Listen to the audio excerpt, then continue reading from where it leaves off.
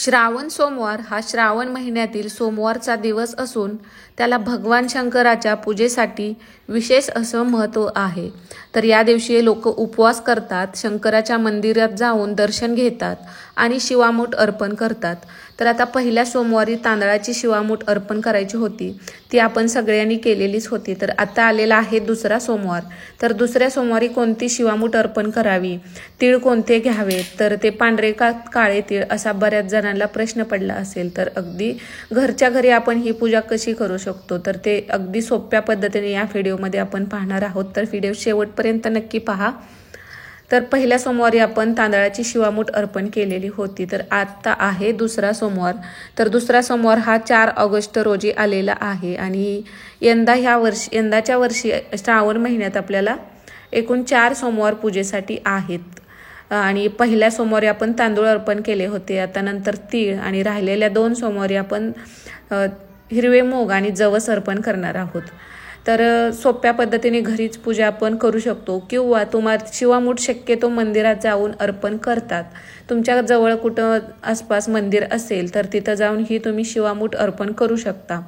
आणि जर तुम्हाला मंदिरात नाही जाता आलं तर तुम्ही अगदी घरच्या घरी छोटीशी साधी सोपी पूजा, आपल्याकडे जे साहित्य आहे त्या साहित्यात पूजा मांडून घरच्या घरी शिवामूठ अर्पण करू शकता आणि शंकराचा आशीर्वाद तुम्ही घेऊ शकता. म्हणजे श्रावण महिन्यात विशेषतः सोमवारी भगवान शंकराला वाहिलेली एक मूठ धान्य.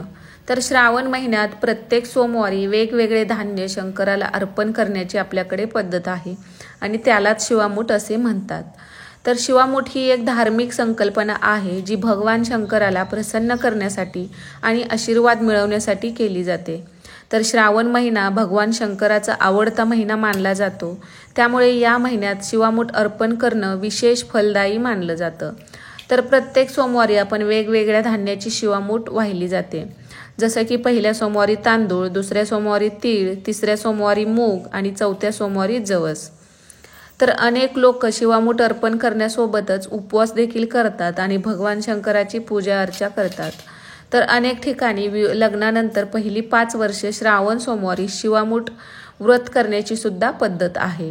तर श्रावण महिन्यात प्रत्येक सोमवारी एक मूठ धान्य हे जे आपण आहे ते शंकराच्या पिंडीला अवश्य व्हावं असं आपल्याकडे मानलं जातं आणि शंकराची पूजा करावी, नैवेद्य दाखवावा आणि उपवास करावा आणि तो उपवास सुद्धा आपल्याला पूर्ण करायचा असतो.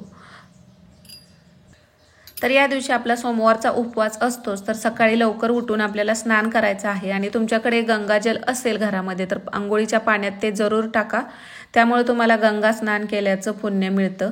आणि तेच आपण सकाळची आपली फरशी वगैरे पुसून घेतल्यानंतर त्या घरामध्ये सुद्धा सगळीकडे थोडंसं शिंपडायचं आहे. त्याचसोबत आता आपण पूजा जिथे मांडणार आहे, सुरुवातीला आपली रोजची रेग्युलरची देवपूजा असते घरातील, ती पूजा करून घ्या आणि नंतर शिवामूठ तुम्ही अर्पण करू शकता. तर त्या आता अशी पूजा तुम्हाला पाटावर मांडायची असेल तरी पाटावर मांडा किंवा आपल्या मंदिरात शंकराची पिंड असते डायरेक्ट तिथं सुद्धा तुम्ही शंकराला पिंडीला अभिषेक करून नंतर मंदिरात आपण जशी रोजची देवपूजा करतो तशी करून घ्या आणि त्यावरती सुद्धा तिथं तुम्ही शिवामूठ अर्पण करू शकता. तर सुरुवातीला दिवा लावून घ्यायचा कोणतीही पूजा करताना आणि नंतर आपण बाप्पांना अभिषेक करून घ्यायचा. बाप्पांची मूर्ती म्हणून मी सुपारी घेतलेली आहे प्रतीक म्हणून, तुमच्याकडे मूर्ती असेल ती घ्या. नंतर इथं आपल्याला जी आपली पिंड आहे शंकराची त्यावरती सुरुवातीला पाण्याचा अभिषेक करायचा, नंतर थंड दुधाचा, आणि पिंडीवरती शक्यतो कच्चं दूध हे केलं जातं, म्हणजे कच्च्या दुधाचा अभिषेक केला जातो. पंचामृताचा सुद्धा केला जातो, पण शक्यतो कच्चं दूध असेल तर त्याचा अभिषेक करावा. नंतर इथं अभिषेक झाल्यानंतर जी पिंड आहे किंवा ती काय करायची आपल्याला स्वच्छ अशी पुसून घ्यायची परत एकदा आणि एखादं तामण घ्या किंवा तुम्ही पाटावरती ठेवले असेल तरी सुद्धा फक्त खाली पांढरं वस्त्र असावं त्यावरती ठेवून घ्यायचे आणि आपल्याला चंदन लावायचं आहे. चंदन अगोदर लावून घ्यायचं, नंतर यावरती आपल्याला भस्म आहे तो अर्पण करायचा आहे. भस्म बोटाने लावू शकता किंवा अशा पद्धतीने वरून अर्पण केला तरी सुद्धा चालू शकतं. नंतर थोडंसं तांदूळ व्हायचं, पांढरं फूल शिवाच्या पूजेत आपल्याला पांढरं फूल अवश्य व्हायचं आहे. आणि इथं आपल्याला कापसाची वस्त्रमाळ घ्यायची आहे आणि ती सुद्धा पांढरीच घ्यायची आहे, त्याला हळदी कुंकू शक्यतो लावायचं नाही. आणि तुमच्याकडे अशी माळ असेल तर ती घाला. रुद्राक्ष माळ शिवपिंडीवर अर्पण करणं, ते घालून अभिषेक करणं शुभ मानलं जातं. असेल तर घाला, नसेल तर जसं जे साहित्य तुमच्याकडे आहे, काहीच नसेल फक्त एक बेलपत्र असेल तरीसुद्धा पुरेसं होतं. नंतर ह्याची जी धोत्र्याची फुलं आणि फळं असतं ती सगळीकडे आपल्याला आता खेडेगावात तर भेटतात. तुम्हाला शहरातनी नाही भेटलं तर फक्त बेलपत्र वाहिलं तरी चालतं. बेलपत्र वाहताना आपल्याला ओम नमः शिवाय हा मंत्र कंटिन्यू जप करायचा आहे. आता तुमच्याकडे जास्त बेलपत्र असतील तर तुम्ही 108 वेळासुद्धा वाहू शकता. नसतील तर एक वाहिलं तरी चालतं. तुमच्याकडे जशी आहेत त्यानुसार तुम्ही वाहू शकता. आणि जप तुम्ही 108 वेळा केला तरीसुद्धा चालू शकतं. अशा पद्धतीने अगदी सोप्या पद्धतीने घरी तुम्ही शिवाची पूजा करू शकता. आणि जो आपण बेलपत्र वाहतो ते शक्यतो असं उलटं किंवा पालत्या पद्धतीने वाहायचं असतं. पाठीमागचा जो देठ आहे तो आपण काढून घ्यायचा. जो एकदम लांब देठ आपल्याला ठेवायचं नाही. आणि देठ तोडताना आपण नखाचा वापर करायचा नाही, हळूवार हाताने आपल्याला तो तोडून घ्यायचा आहे. तर आपला दुसऱ्या सोमवारी आपल्याला शिवामूठ आहे ते तीळ आहेत. आता शक्यतो शिवपिंडीवरती आपण पांढरेच तीळ वाहिले जातात. काळे तीळ मात्र आपण हवन वगैरे असेल कोणतंही त्यामध्ये वापरतो. आणि शिवपिंडीवरती आपल्याला इथं पांढरे तीळच घ्यायचे. त्या तीळ थोडेसे ओले करून घ्या. आता शिवामूठ अर्पण करण्याच्या 2 पद्धती आहेत. वरून पाणी सोडा आणि तीळ अर्पण करा, किंवा अशा पद्धतीने तीळ थोडेसे ओले करून घ्या आणि अशा पद्धतीने तुम्ही अर्पण करू शकता.